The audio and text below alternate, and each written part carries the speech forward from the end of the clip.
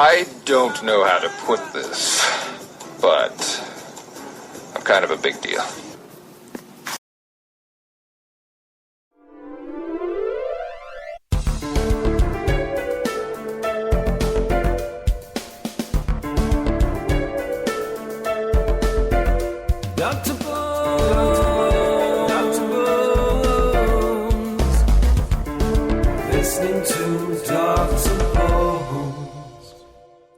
Good evening, this is Dr. Bones Live, and today my guests are the Dead End Drivers. I have Matthew, Sam, and Ian. Welcome to the show, guys. Hey, thanks for having us. Oh man, it's my pleasure, by all means. So, very first question to start things off here. Dead End Drivers, it's a cool name. Where did you guys come up with it? Was it like a thought you guys really thought about for a while, or just kind of pull it out of both, say, quote unquote, the thin air? It was something I came up with because the band and I, Luke and I especially, we went through a bunch of different like lineups with like drummers and bassists and stuff, and everything was a dead end. So for me, it was like I'm the driver of all these dead ends. I am in control of all this. So it's like I kind of made that like as a metaphor, and it was kind of like a statement as the band, because it was like we hit all these dead ends, and then we finally found something that actually worked. So I feel like it fit. Now, that's actually a good way to put it. I mean, it's a very fitting name. I mean, sometimes you always get a name that's fitting. Now, you said that obviously you've been in many bands before or went through different lineups. Did you guys know each other for a while, or did you guys kind of come together kind of little by little? Well, me and Ian have known each other since the beginning of 6th grade, so we go back a little ways. And then we went to plays during high school, and then I did my own thing. He did his own thing, and then I think around senior year of high school, I noticed that Ian has his band. I didn't even know what they were doing, and then I'm like, okay, well, Then he gave me a call one day. So. Right on. Now, go ahead. Go ahead. No, go ahead. You first. I've known Ian for about all of high school, and we've seen each other on and off, and we've played jazz together a lot in the school. And one day he approached me about the band after I got back, so that's how I know the band. No, you played jazz together. No, that's actually very interesting.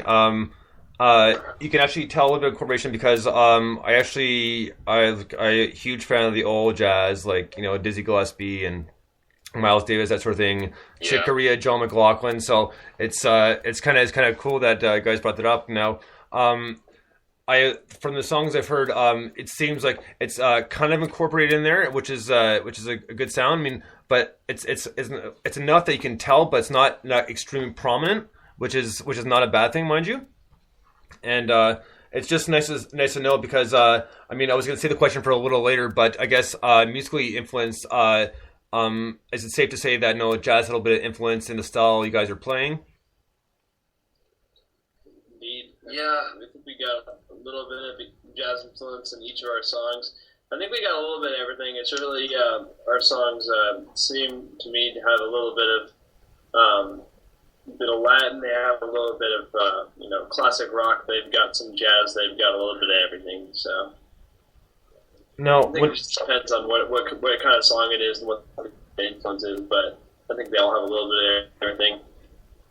Now, when you guys initially kind of got together and we'll say formed the final lineup, did you guys already have some songs written, or did you guys have an idea of like, we're going to kind of play not necessarily a specific genre, but we're going to kind of go in this direction, or did you guys kind of decide after you started jamming together? Well, Luke had a couple songs already. I had a couple songs I wrote, and it was like once Luke and I we would write songs together a lot. The two of the songs on the album are actually his uncle's songs. And he let us record them, and we kind of took his work. It was more of like an acoustic, like kind of space agey sound to the songs, and we, changed them up and like rocked them out a little bit. And then like we brought Matt in when that was happening, when Luke and I were writing songs together, and Matt's drum style seemed to fit really, really well with the songs. We just didn't have a bass player at the time, so I talked to Sam, and it was funny because Sam joined the band about a week before we decided to record. So I was like, "You gotta, learn these songs like super fast." So it was fun. Yeah, Sam wrote some really awesome bass lines for the song. So Wow, that's right on. That's pretty cool, actually. So the next question, kind of following that up, is how does the dynamic of your band work? I know you said you've written a few songs and he's written a few songs. Is it always a huge group effort, or does one bring kind of one thing to the table at a time? I think it's definitely a group effort. I mean, the songs wouldn't get anywhere essentially without Sam's bass line and Matt's driving drums, and it's just like we have lyrics written, and I know Sam's written a couple songs, and Matt's had a couple ideas for songs, so it's like we just kind of work as a group, so it's not like one person's just working on one song by himself. Right, and you know what? It's always a curiosity to me to see how the dynamic of the bands work, because when you listen to music, you can people will obviously form their own opinion right off the hop when they start listening to it. But then when you get kind of deeper into it and find out a little bit more about it, you can see, because it kind of comes out and sticks out more, you can see, well, I can see how that goes, because not all times, and sometimes, I mean, it's not always easy to tell, but there are times where you can tell where it's just the quote-unquote one-man show, there's just one person doing everything, and the band's just there just for, jam sessions, tours, the recording process, and that's pretty much it. And I mean, if you're a solo artist, fine, but if you're a band, you want the whole band's input. You don't just want one person's input, because it gives that much more depth to the band and makes the songs that much more fuller and that much more fun to create and play together. Yeah, definitely. I've played in a lot of ensembles, lots of different genres, and the way this band works, and the reason why I like it so much, is that we all have very diverse interests, and we all pursue them, and we're all in the band. For example, Luke is, studying international affairs, Matt's doing his own thing, Ian is doing his own thing, I'm doing my own thing. It's just, and we all come together and play music, and that really brings a wide perspective to the music that I really enjoy. No, and that's always the way to go. And you know what? I was reading to get to your bio here on Facebook. You guys, like you said, are extremely diverse, and just some of the musical backgrounds. It just was kind of really stuck out to me. Like very multi-talented, not just selected to one instrument. Like one of you plays piano as well, and that sort of thing. And that's really cool to me, because that way, at some point in time, if you can, or if it seems fitting, you can add that extra instrument into the fray. Yeah, it definitely helps with the songwriting process as well. I play piano and drums and guitar, pretty much everything that we need for a band, and it's cool when I'm writing music, because then I can I have a pedal that I can loop my guitar tracks on, so I can loop a guitar track, play drums, and then figure out a bass line for it. So it's really easy to see how a song comes together that way. So. And it helps when, let's say one of us can't make it to some rehearsal or something, then, usually it ends up being filled by one of us when we loop it or something like that to help work on our own stuff in the meantime. So it's pretty nice to have that luxury. For sure.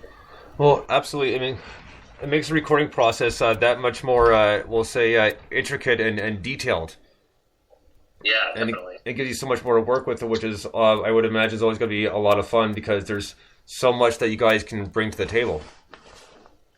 Yeah, it also helps the development of songs, because if, three people write most of the song and then one person comes and they can see what they've done from a fresh perspective and offer that perspective to the songwriting process. Now, do you guys ever find that when you're doing band practice or jamming, that you just kind of start working, let's say you have one song in mind, start working on that one, and that kind of spins off into another one, and just it almost becomes a jam session, and you can actually pull a song out of that because it sounded a lot better than you thought it would. Oh yeah, I think we've experienced that a couple times. I think actually, I believe at least one of our songs we kind of wrote on accident when we were just jamming. Yeah. Yeah, I'd always have a guitar riff set for something, and I'd have it in my brain and just play play it. And it was kind of funny. We wrote one of our recent songs that we just recorded that way. I'd walk into it, we'd have a practice, and I would just start playing it, and then, Sam would play a bass line, and Matt would come in on drums, and I was like, Luke, let's figure out something to write. And we, during a practice session, we just kind of wrote a song. Within like 1 or 2 days, we finished it. And then it was kind of cool because the next weekend we had a show, so we were able to play that song like right after we wrote it. Oh, fantastic, man! That must have gone over pretty well. Oh yeah, definitely. It's kind of cool because I like hearing stories like that because a lot of past bands I've interviewed, a lot of songs have come just out of a jam session. At first, it was supposed to be something completely different, and then through the process of everybody putting their 2 cents in and playing around, it became something so much more. And it's like, well, this song is great. Like, let's put this out right away. Yeah, and I think that's awesome because you can hear it in the song. It's got that human element to it. It's got that like, we made this with our bare hands, and it's kind of got that cool sound. It wasn't planned out necessarily. And and that's you always get a lot of surprises that way too. So it's not necessarily always a bad thing. You never know what can come out of it. Yeah. The one thing I'd like to know though is like, how long have you guys been together? Like this lineup right now, like. About a year and a half. Yeah, about. And stemming off of that, you guys have a few songs out. Are you planning an EP or an album release in the next, like, say, little bit, or any plans to, or kind of maybe finalizing one? Well, Luke just finished up in the studio last Friday, so we're hoping that they're going to get everything mixed by tomorrow or Wednesday, and we should have three or four singles coming out. We're planning on making an LP this summer. We're just going to get down to the wire and write a lot, and I think that's the next big thing for us, just getting a full length album out. Well, and by the summertime, you guys will be done school for a little bit, right? You'll get a little bit of a break. Oh yeah, definitely. So more time to focus on the music, because always we know, I mean, music's cool, but at this point, the school is much more important, unfortunately. So, well, yeah. I mean, well, you know what I mean. I don't mean saying unfortunately, but you know what I mean. You know what I was getting at there. I think for the most part, it's one thing you always want to have in the back of your head. It's like you always want a plan B just in case things don't work out, the way you want it to. So I think that's a pretty big thing going on in the back of everyone's head right now. So, but despite that, I think progress is coming along pretty well. So hopefully it'll stay like that. Yeah, and that's right. I mean, and there's nothing wrong with having something to fall back on, because many musicians have done that in the event of. I mean, first one that comes to mind is Tommy Morello from Rage Against the Machine. Like he's got a degree from Harvard. And then Rivers Cuomo from Weezer took a break and went back to school to get more stuff under his belt. So it's always a good thing to have a fall back on, because just like any industry, you never know how it's going to go. You always hope for the best, but anything can happen, right? Yep, that's what we're hoping on. Anything can happen. I think the Young the Giant, most of those members had some pretty extensive. Like 3 of them went to Stanford, and then they were like, "Well, we're going on tour, so we're going to take 4 or 5 month break from school and come back, right?" Because they just finished recording an album, so it was like they spent a lot of time in the studio, not going to school. But it was kind of cool. They had dropped from Stanford, and they're doing whatever now, right? It's kind of cool. Quite a big roll of dice there. But, yeah. I think it's working out well for them, whatever they're doing. Well, exactly, and especially, obviously, we all know how costly school can be. So, you got to kind of play your cards right, and hopefully they fall out the way you want them to. Yeah. So we're gonna get into the single that you sent me, and we're gonna listen to that. So we'll be back in about 3 minutes, and after that, we'll talk about it for a few minutes, because I got a few questions about it. But I want to wait till we play the song first. So we're gonna take a quick break here and listen to "My Backyard" by the Dead End Drivers.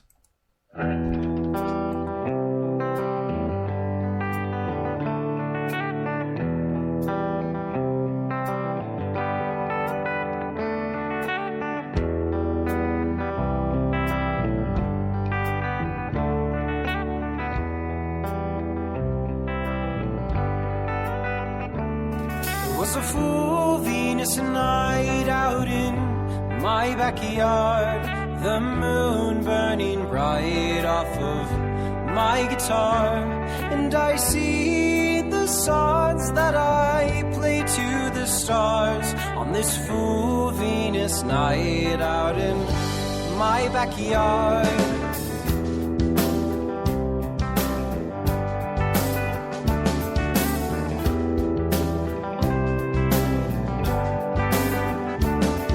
When I close my eyes, I leave the earth and journey to the center of the universe.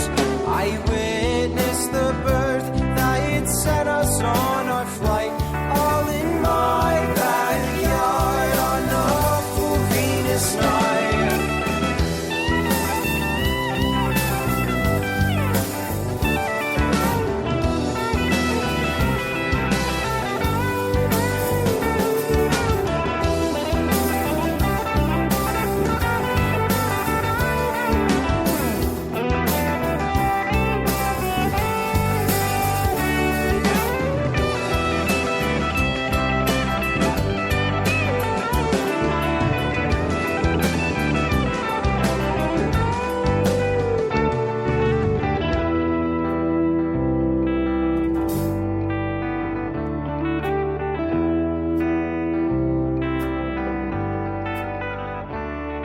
The hour is late and I've traveled far. Time to come back to earth and put down my guitar. Look up and say goodnight to the moon and the stars on this full Venus night out in my backyard.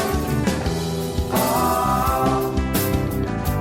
oh, my backyard on the full Venus night. Oh, oh, oh,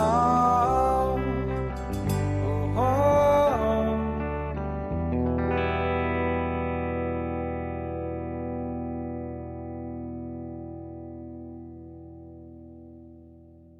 Cool. Right, My Backyard, the Dead End Drivers. Now, I had a few questions about this song, and one I'm gonna guess you've heard a couple of times. Venus Night. What exactly did you mean by that? Because I mean I might be out of loop here and not know the meaning of it if it's out there somewhere, but Essentially, that was one of the songs that Luke's uncle wrote, and it's about looking up at the stars and being in space, and it's being like just the way the song is originally. It's kind of cool because it opens up with this track of somebody taking off and going into space, and Venus Night essentially means he's looking up and all I can see is the stars, and this Venus Night is it basically meant like the sunset, and it was the colors and everything. So I was gonna say because it had that spacey tune, but it's such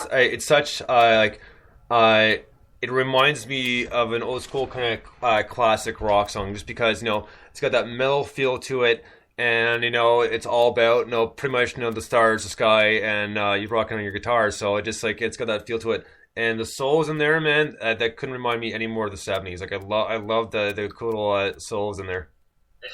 Thanks. Yes. Yeah, So- that song is just a big metaphor for space. Essentially, that's we're pretty much obsessed with stars and everything. So it's kind of cool to use that song because it kind of fit our personality, and we'd even write it. So it's kind of cool to take that, make it our own, and be like, this totally fits us, Well, being kind of space guys, here's a question for you, just because we had one a few days ago. Now, do you believe in the whole full moon kind of gravitational pull that affects some people in some ways? I guess. I think that's a concept I haven't fully embraced yet, but I think I haven't experienced it. Someone who has, maybe. I would have to experience it to, obviously be convinced. But I don't think it has any effect on people. I just think it's really pretty to look at, and I think we should just leave it. Hey, it's the moon. It changes color sometimes. Yeah, and and it's one of those. during the daytime. Yeah. Well, yeah. Well, or possibly an eclipse. A day within a night. So, Right? Exactly.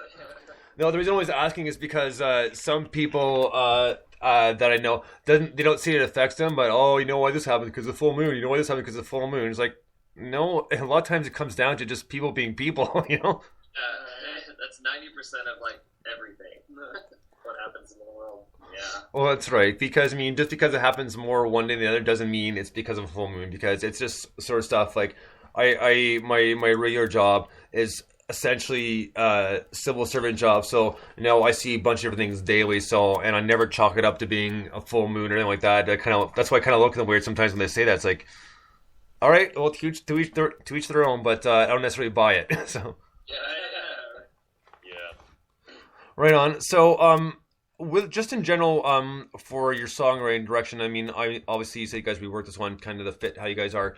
Now, when you're writing songs, obviously, at least in some of the bio, I read, know that some of them are kind of past experiences and that sort of thing. Now, do you find that some of the songs that you've written, due to past experiences, it almost gives them more life? It almost helps you kind of almost remember that moment more?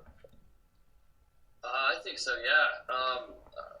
Writing those songs and seeing them come to life was basically like reliving it, and it was kind of cool because I was able to put what I felt while writing it into the recording process, into the song, and like into everything, and it made the song a lot more personal, I think. No. Yeah. With that, do you ever find that, and when you're writing these songs and some of them, do you ever find you start writing one and it almost makes the memory a bit too vivid more than you want, and you kind of decide against it, maybe and choose another direction?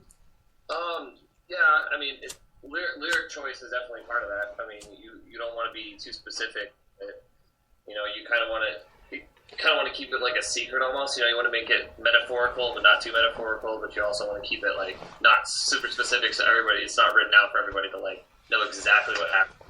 You still want to make it personal, but make it interesting. Well, no, and that's a good way to do it because, I mean, that way, you're right, it leaves it more open to interpretation because everybody's going to interpret the song a different way. And, I mean, it's got to be, in that case, it's got to be cool for you guys to kind of hear what people have interpreted it as because, obviously, each song means something different to somebody else. Not just the writer and the band, but the people who listen to it. And it gives them something they can maybe somewhat relate to because obviously some people say, "Oh, that song's about me." It's like, well, not really. It's about them, but you're just relating to it. So let's try this again. Yeah, exactly. Well, like even music is a shared experience. It's the universal language. I mean, like to take jazz for example, it doesn't matter what language you speak. If you speak jazz, I can play with you. And I think music, no matter what it is the same way. At least when I write, I try to make it I try to take a picture of what I feel, but I try to make it accessible to as many people as I can. Well, that's definitely a good way of doing it. I've actually, that's the first time I've heard someone put it that way, and that's actually really interesting. It's a very good point. Now, for the LP that you guys are kind of aiming for in the summer, do you guys have like a bunch of songs already that are ready to go? I mean, because I know you said that Luke was doing some final mixing. Was it last night? Last Friday. Yeah. We got technically 4 songs ready to go. They just need to be engineered and mixed. One of them's a cover, and then the other 3 originals that we added to. We're gonna add to what we have so far. So that's where it stands right now, and we're technically preparing to start writing some more. So yeah. Now, with the shows you guys played, because I know your home state's Colorado, but I'm assuming you guys are just a little spread out. Do you guys have any place like in general in the Colorado area that you guys play quite frequently, or? Yeah, we actually play the Toe Tavern in Wilton a lot. I think this will be like our 6th time playing there. We're going to be playing there at the end of the month. We're playing a huge show, actually. It's being filmed for a documentary for terrorizing and their beat teams. So it's going to be really awesome. The film benefits soldiers with PTSD and stuff. And it's about music therapy and how it helps people cope with that. So would be really huge and awesome. That is awesome, man. That's a really good cause, and you know what? Music is such a good therapy in so many ways because it just like we just said is one of those things that people can relate to and kind of just lose himself and kind of immerse himself in the music. You know, it's like people get really attached to, let's say, like a TV show or movie. No, this is a lot different because you can lie back, throw your earphones on, and or just even go for a walk and put your earphones in and it clears your head. Because a lot of times, immediately, that's what I'll do. You know, if I let's say a really rough day, I'll pop the earphones in, I'll go for a walk, and then before I know it, it's already been like an hour and a half, and I've just like having knows the time go by because I just kind of completely kind of focus on the music. Yeah, I've definitely had situations like that where I just need to shut the world out, shut my door and listen to music, and it's kind of cool because I can really relate to what they're doing with this film. So it's kind of cool to be able to be a part of something that I've actually experienced. So Right, and even like when you're working and stuff like that, when I would be doing my summer job, I would just pop in my headphones, and then a 10-hour day turns into like what just seems like a couple hours. So it really helps you like let loose and everything like that. So. Well, I mean, that's a good cause, and it's good to hear that you guys are doing something like that because it's good. It's good all around. It's good publicity, but it's also towards a good cause, and kind of gives people more of an insight of stuff that is maybe not brought to light too much, and this way people can learn more about it. yeah, exactly. Because obviously there's so much stuff that isn't brought to light, and people are left in the dark. And when you hear about it, it's like, wow, this stuff's kind of deep. I didn't know about this. Kind of get some more involved. We'll put it that way. Yeah, exactly. Well, there certainly is a reason why the song Yesterday has had the most covers done on it ever. Very, very true. You didn't know that? The most recorded covers of any song is Yesterday by the Beatles. Okay. That's awesome. Yeah, that I didn't know. I knew about a lot of other covers, but that's one I actually did not know. It's one little tidbit of fact that I didn't know. So you learn something new every day. Right? So what's actually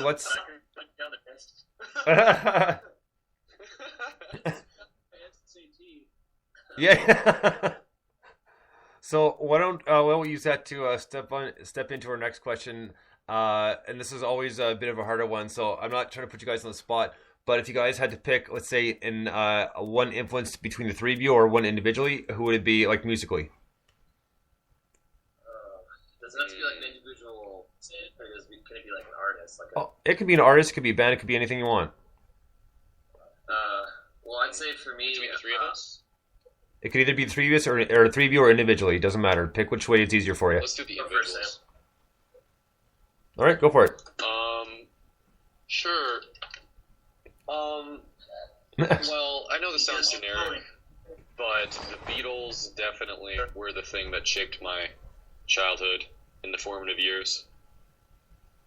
I've always liked Paul McCartney's melodic bass lines, and it's just kind of that spark that Paul McCartney gives to John Lennon's profound writing is really something I've grown to appreciate more and more over the years. Oh. Fair enough. Yeah.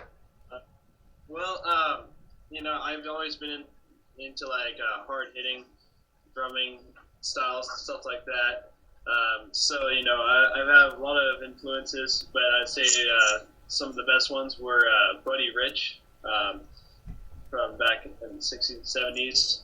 Those big bands. He was an amazing jazz big band drummer, and in my opinion, he was way ahead of his time in terms of his drumming ability. And then you got John Bonham from Led Zeppelin, which also had a really, really big impact on me. Just the style he did. He would just bust out these extremely amazing but hard-hitting beats, and you're listening to this, you're just like, wow, Oh man, Moby Dick, man, that's a perfect example of it right there. Right? And actually, we actually do a cover of Moby Dick. So I'll just study John Bonham videos of Moby Dick and different ones he does to try and grasp what he does, and then not exactly like copy it, but turn that into what I can make it. and what it can do for this cover. So it's a lot of fun to play, and then anything Bonham to play is just a lot of fun. And I just think he's one of the most powerful and just influential drummers of our time. So I couldn't agree more with that. Totally agree with that. Absolutely.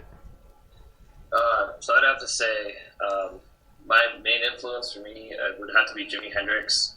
He proved to everybody that you don't necessarily need to be a classically trained musician to be great and wonderful in what you do.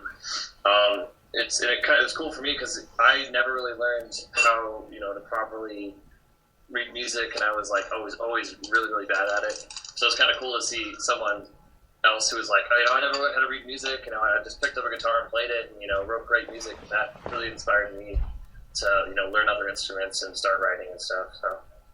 Well, and that's a good way to go, man. Because I play myself, but I've always either read tab or I've picked it up by ear. I've never really formally learned how to read notes myself. So it's it works for some people and some people doesn't. It's a good way to go. And obviously, all these musicians you just talked about are just amazing in their own way and such classics, and will always be famous for what they've done and how they've essentially revolutionized the music scene altogether.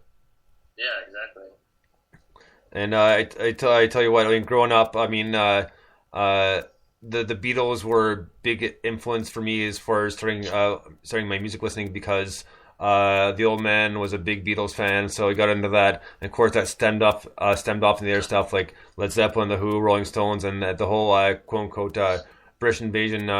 Mixed in with the Doors coming from LA, and so it's always, they always influence in some form or another, even though people don't always either remember to mention them or even think about it. They had so much influence and done so much for music that people don't even know. Per example of you're speaking of Buddy Rich being ahead of his time. One of the most classic albums of all time was way ahead of his time was Pink Floyd's Dark Side of the Moon. Mm-hmm. Yeah. That was just unreal for the time that came out, and it's still like one of the most top selling albums, and just an album that everybody knows. I listen to that so much. I have a DAC, so. Of it, so yeah. Oh, you have a vinyl. That's even better. I have the digital equivalent. But the vinyl's better. Yes. I still got my vinyls too, and I just in general for the artwork, like the poster of the green pyramids and like. Yeah. Just everything. It was just these artists they changed music essentially the way it was. You look at music before the Beatles came, and it was really, really poppy, and it was pretty much the same thing. And it's interesting because it's like it hasn't changed that much. You look at the radio now, and some of it's really, really similar. Like you'd hear a song and it'd be a completely different artist, and it sounds exactly the same as the last one, And I think we're just missing that spark. We're missing that that one thing that'll change the way music is and the way it's written and the way it's performed. Well, and that's right. And things, music, it kind of goes like a lot of things. It kind of goes in somewhat of a circle, whereas influences are coming back. It's just in the way that they're portrayed in the music and kind of brought out to kind of essentially, like you said, spark that new influence. Because right now, and for a long time, and I've said this many, many times before, that I pretty much only listen to indie music and unsigned bands or that sort of thing, because the radio it's so boring. I can't find anything like that I've really, really been really wowed by it recently, because you're right, a lot of this stuff, it sounds exactly the same. A lot of the bands might as well call themselves it'd be a mix of the two names, because there's not much of a difference. Yeah, it's weird. It's weird. I listen to it and I can't do it for more than 5-10 minutes, because it's I'll either hear the same song or hear a song that sounds exactly like that song, and it's weird how they're written, because now I feel like nowadays there isn't really, the chorus is kind of something that doesn't exist anymore. It's just a bunch of vowel sounds that they just makes a chorus, Popular music just has a bunch of la la la's and woes and stuff. There's no actual this is what I'm trying to say and I'm trying to say it. It's just not there. I think it takes a special kind of band for this generation to really put lyrics into a different perspective, and a perspective that existed a lot more prominently in past generations of music. and I think that's a lot of bands are just kind of losing sight of that. Not to insult the pop industry, but I think pop industry is one of those industries where that's just kind of happening. Times are changing, and I think one of the greatest things about alternative rock is I honestly think it has one of the biggest openings to that type of music, to where musicians can explain what they're trying to say in more than just a literal term. So Yeah, it goes back to the metaphor thing that Ian was saying. If we're trying to put messages in our music, we have things that we want to say, and the best way to say it is through music. So that's what we're trying to do. Well, and that's good to hear, because I mean, you're right. I mean, it's so nice to hear messages instead of kind of the run of the mill stuff, because there's the poppy kind of same love songs, or there's I went out drinking, let's party. It's like, all right, well, you can only beat that to death so much before it gets old very quickly. Yeah. And then to stray away from that right off the bat. I mean, the first time we sat down writing, we find ourselves writing, love songs. It's like, no. Let's just throw that one away. We don't want that. We stay away from that. All right, guys. One of the last questions I have for you is, since we're using a form of it, how has the social media helped you guys out, i.e. SoundCloud, Facebook, Twitter, that sort of thing? Well, it's helped out a lot, actually. I think especially one in particular is Twitter. Actually, I wasn't much of a Twitter person until about a month ago. Robert, our manager, he's like, you really should get one of these. And up until then, I had always thought of Twitter as one of those things where it's just exploding with people talking about hashtag just took a walk with my dog, hashtag this. It's like hashtag just got in the shower, brushed my teeth. I'm like, nah, I don't. Yeah. And then Robert explained, hey, this is great for networking for the band, and not just you don't have to follow these people to do that kind of stuff. You can follow people that are actually interested in promoting our band and things like that. And I am glad he showed me that, because it really opened up to help out with that. So Yeah, definitely. You know what? Go ahead. That, and it's like Reverb Nation online is actually really, really beneficial for us. It helped us find our first gig, and it was like the ranking system really helps us out when we're trying to find gigs as well, because we can always say, hey, we're 5th in Denver, book us a gig, we're good at what we do, kind of thing. And it's kind of cool because it has our music and everything. And it's just the way they set it up is perfect for us, because we can send links out to people, they can listen to our music, we can share it on Facebook, Twitter, anywhere we can get our music out. It's perfect. So every social media that we've been on has actually helped us out immensely. indeed. You know what, man? I couldn't agree with you more, because I love Reverb Nation. Almost everybody reviews on there, and it's such a good idea. It was such a good concept when it started. Yeah, definitely. And you're right. And Twitter, I agree with you. I only hopped on Twitter about 2 years ago instead I started doing this, because I found out it was easier to get in touch with bands via Twitter as opposed to Facebook, because a lot of times Facebook people use to promote their gigs and put pictures up from different shows. And at the same time too is another band mentioned, they had a good point too, is it's good to have a Facebook page, but people like it and then that's the end of it. Whereas Twitter, they're more in tune to connect with you and talk with you a lot more, and it helps out that you're only allotted so many characters, so you'll get these long paragraphs, paragraph after paragraph after paragraph, kind of almost essentially you were saying with the hashtags. And the hashtags in some cases, yeah, they get way out of control, especially on Instagram. It blows my mind. It's it's not necessary. Yeah, it gets ridiculous. It's crazy, and I think that was the part I had saw on it earlier, and then I noticed hey, you can just be hashtag promoting our band or something like that. So something simple like that, and then just have a little something to say, and then attach a couple people to it so they can retweet it, and then they can favorite, and then and when they retweet it, other people can follow it. So I think it's actually really good in getting the word out in that respect. Absolutely, man. And that's how I found you guys. Actually, is courtesy of Lady Luck on Twitter. She talked to me just the other week, and that's how pretty much this whole thing went down, got set up. Yeah, Lady Lake's been awesome to us so far. I mean, they've been helping us out with these radio shows and promoting the gig at the end of the month. So it's been really awesome having them on board with us. So. Well, when you guys get a chance to, if you send me dates and shows, I'll be happy to promote it for you as well.